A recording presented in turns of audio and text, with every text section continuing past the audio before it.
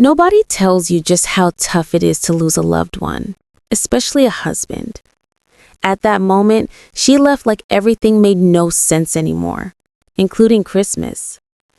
This is a story of Ella, the young girl who watched her mother circle their cottage in the snow every Christmas, who tried to understand why grown-ups sometimes get lost in their own sadness, but who learned that love means following someone into the dark until they find their way back to the light.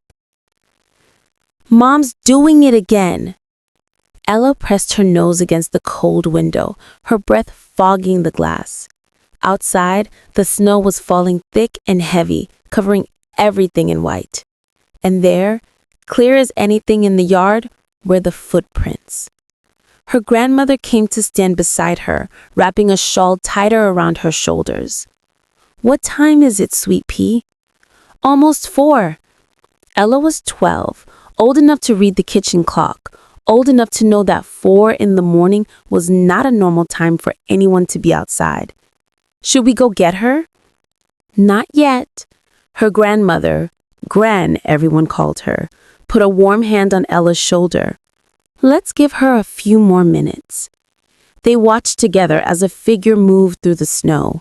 Even from here, even in the dark, Ella knew it was her mother. She recognized the old blue coat, the way Mom walked with her shoulders hunched forward like she was fighting against wind that wasn't there. Mom was circling the cottage, again. "She thinks it's Dad," Ella said quietly. Gran didn't answer right away. When she did, her voice was soft. "I know, honey."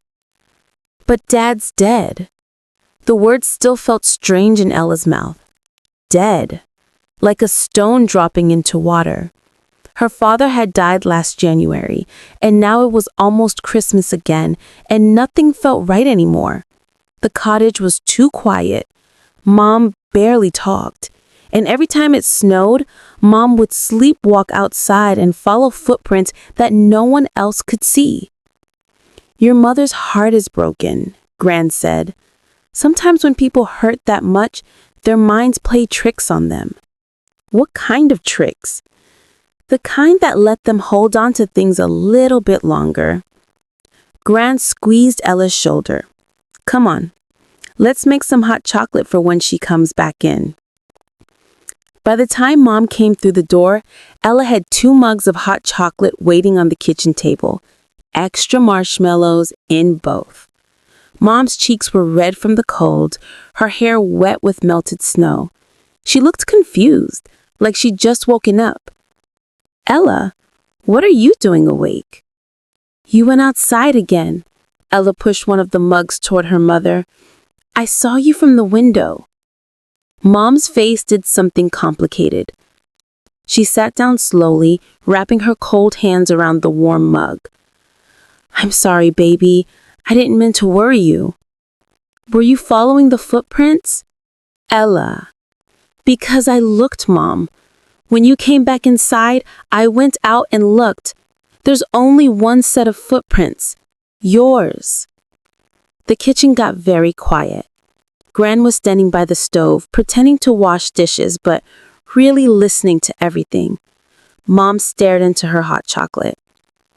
"You're right. You're absolutely right."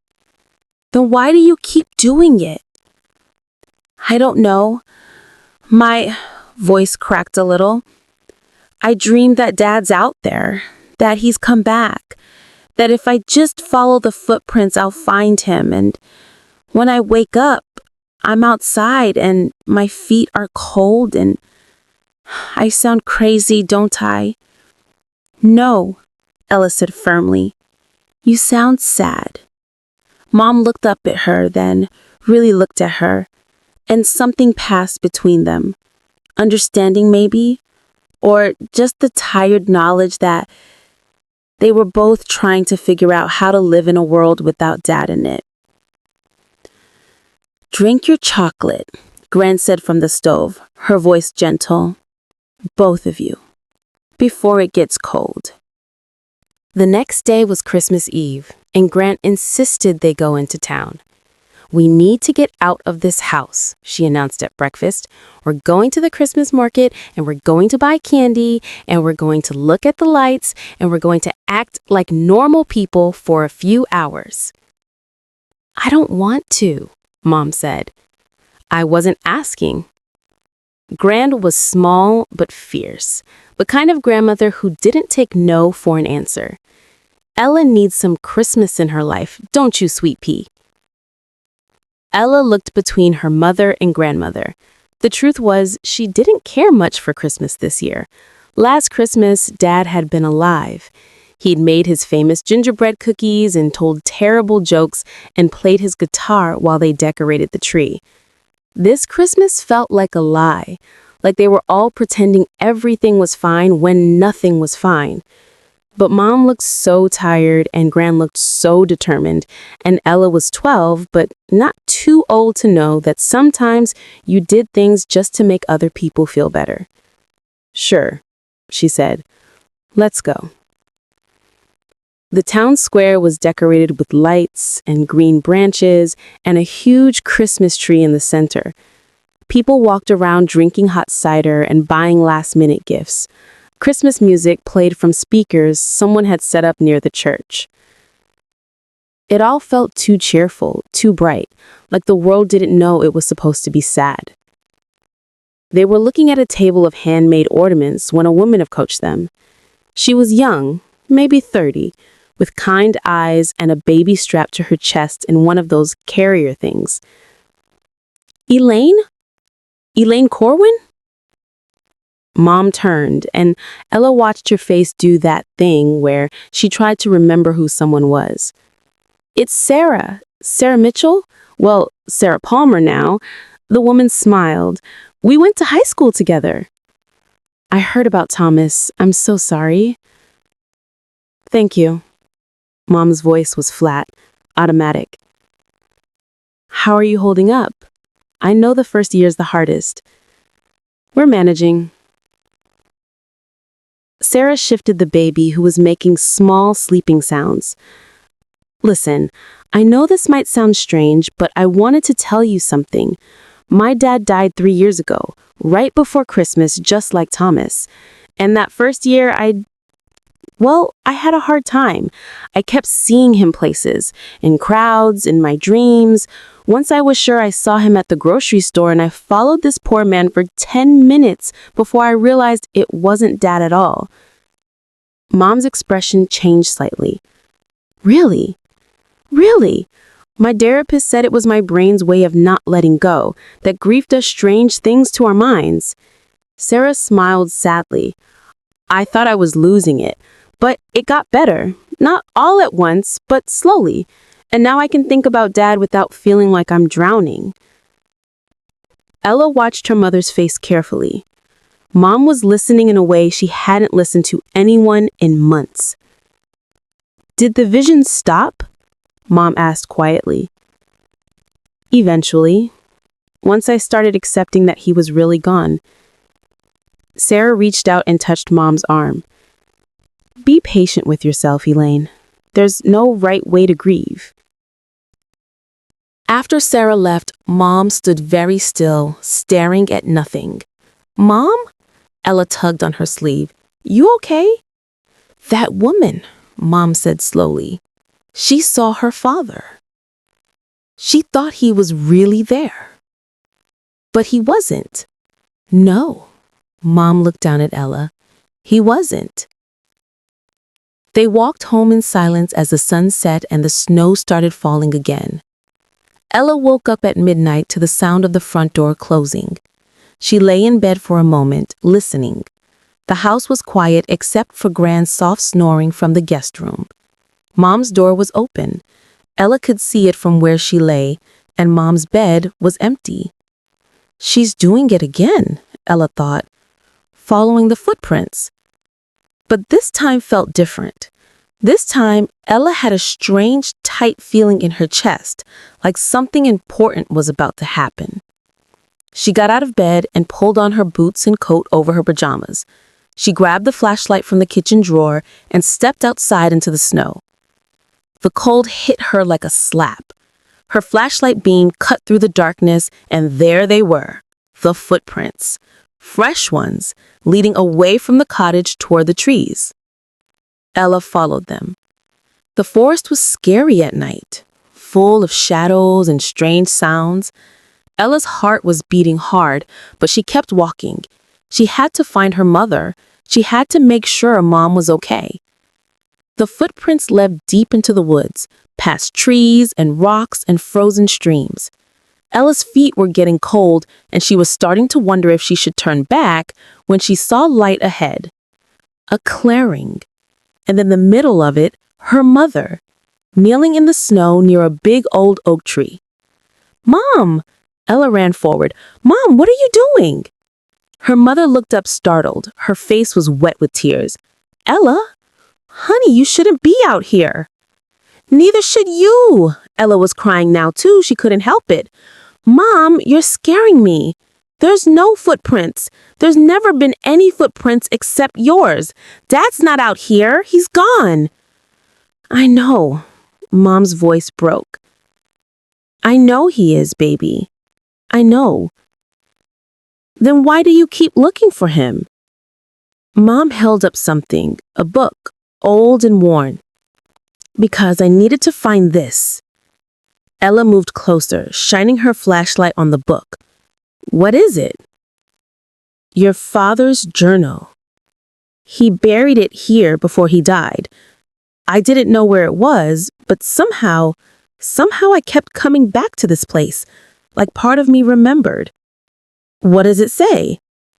Mom opened the journal to the last page and read out loud, her voice shaking. "If my steps ever stop, follow them in your heart, but don't forget to make new ones." They sat there in the snow, mother and daughter, with the journal between them. "I've been following footprints that aren't there. I've been walking in circles, trying to find Dad, trying to go back to before. But I can't. He's gone, and I can't bring him back. And I have to stop pretending that I can." "So what do we do now?" Ella asked. Mom pulled her close, wrapping both arms around her. "Now we go home, and tomorrow, on Christmas, we start making new footprints, together." "Will it hurt less, missing him?" "I don't know, baby. Maybe. Eventually." Mom kissed the top of her head. "But we'll figure it out. Okay?"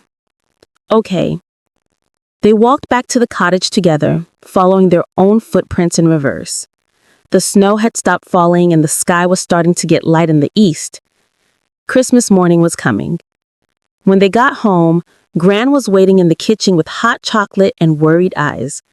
She took one look at them, cold and wet and crying, and just opened her arms.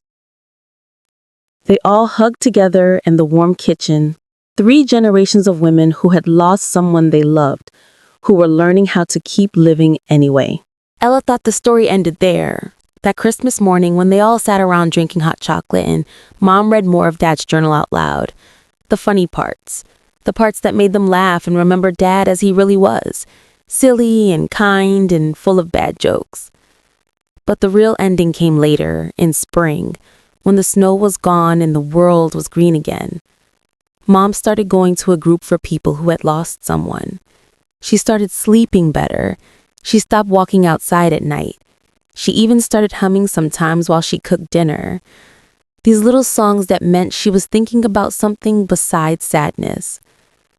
"Your mother's coming back to us," Gran said one day while they were planting flowers together in the garden.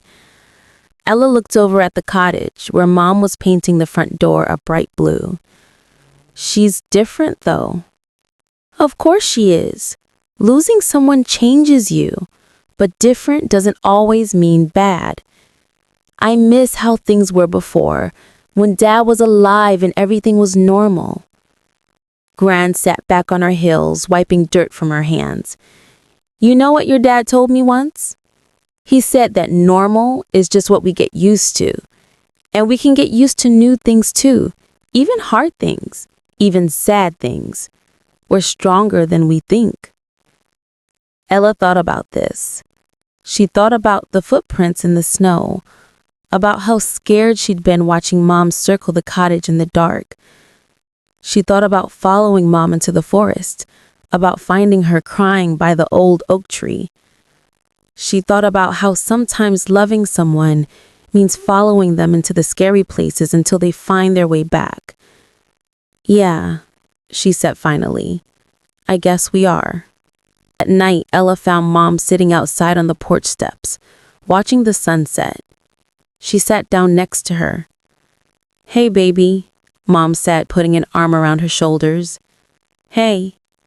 They sat in comfortable silence for a while, watching the sky turn pink and orange. Mom, can I ask you something?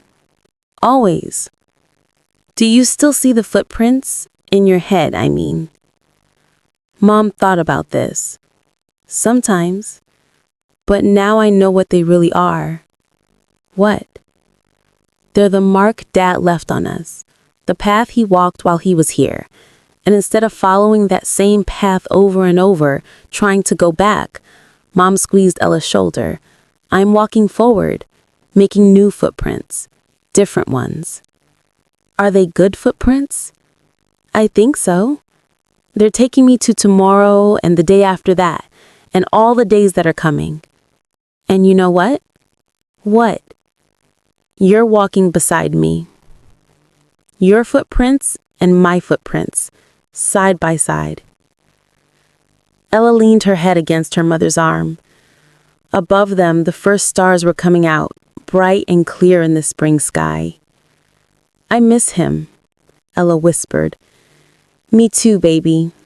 Every single day. But we're okay, right? Yeah. Mom kissed the top of her head. We're going to be okay. And sitting there on the porch steps with her mother's arm warm around her shoulders and the smell of new flowers in the air, Ella believed it. They would be okay. Not the same as before, not like it was when Dad was alive, but okay in a new way, a different way. The way you are when you've walked through the dark and come out the other side, tired and changed but still standing, still here. Still making footprints in the world, one step at a time.